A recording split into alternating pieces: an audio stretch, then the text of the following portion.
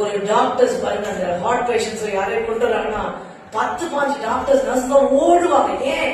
அந்த நேரத்துக்குள்ள ஹல்லேலூயா உனக்கு கொடுக்கப்பட்ட நேரத்தையும் நாட்களையும் நீ ஞானமாய் செலவிட்டாதான் உன்னை சுத்தி இருக்கிறவங்கள நீ பரலோகத்துல கொண்டு போய் சேர்க்க முடியும். ஹல்லேலூயா. இன்னும் நேரம் நிறைய இருக்கு அப்படின்னு படுத்து தூங்க வேண்டாம். அந்த ஆம்புலன்ஸ் வண்டியை போல, இந்த உலகத்துல இருக்கிற டாக்டர்ஸ் போல, ஹல்லேலூயா, அந்த உயிரை காப்பாற்ற அவர்களோட நேரத்தை விட்டு ஓடுறாங்க. ஆமென். அழிந்து கொண்டிருக்கிற ஆத்துமாக்களையும் அழிந்து கொண்டிருக்க உங்க வீட்டில் ரட்சிப்படையாம இருக்கிறவங்களுக்கு எவ்வளவு வேகமாக செயல்பட்டுக் கொண்டிருக்கிறீர்கள், எவ்வளவு ஞானமாய் அவர்கள் நேரத்தை, உங்கள் நேரத்தை அவர்களுக்கு என்று விதைக்கிறீர்கள். ஹல்லேலூயா. நாப்பாளின் உயிரை காப்பாற்றுவதற்காக அந்த ஞானமாய் செயல்பட்டார்கள். ஹல்லேலூயா. உங்கள் வீட்டில் இருக்கவங்களுடைய ஆத்மாவை காப்பாற்றுவதற்கு எவ்வளவு ஞானமாய் நேரத்தை செலவிடுறீங்க. ஹல்லேலூயா.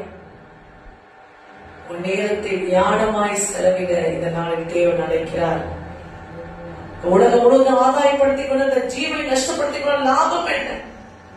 உட்கார்ந்து பிள்ளைங்களுக்கு டியூஷன் சொல்லிக் கொடுக்கறதுக்கு நேரம், அவங்களுக்கு அது சொல்லிக் கொடுக்கறதுக்கு நேரம், அவங்க சமைக்கிறதுக்கு நேரம், டியூஷன் செலவு, கடைசியில பரலோகத்துல சேர்க்கறதுக்கு நேரத்தை செலவினா போகும். மிக முக்கியமானது டியூஷன் படிப்பு சொல்லிக் கொடுக்க டீச்சர் இருக்கிறாங்க. சமைக்கலைன்னா ஹோட்டல்ல கூட வாங்கி கொடுத்துடலாம். ஆனா ஆத்துமா ரட்சிப்ப நீங்க ஜெபிச்சா, நீங்க விசுவாசத்தையே போட்டாதான் நடக்கும்.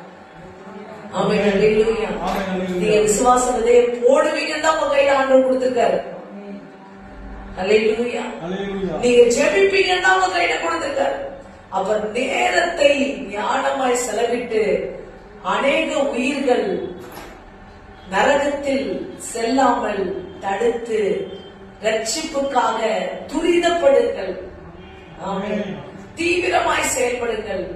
நேரத்தை சரியாக வகுத்துக் கொள்ளுங்கள். நீங்க ஜெபிக்கிறது, இன்னைக்கு நீங்க ஜெபிக்கிற நேரம் இத்தனை உயிரை காப்பாற்றக்கூடியதா இருக்கணும். ஆமென். இத்தனை பேர் பரலோகத்துல சேர்க்கக்கூடியதா இருக்கணும். ஆமென். உங்க வீட்டுல ஒருத்தர் கூட நரகத்துக்கு போக கூடாது. நல்லவனா கேட்டவன ரட்சித்தருங்க ஆண்டவர், அவனை முற்றாதீங்க. அதுக்காக நேரத்துல உங்க நேரத்தை செலவிட்டு அதுக்காக ஜெபிக்கிறதுல ஞானமா இருக்கணும்.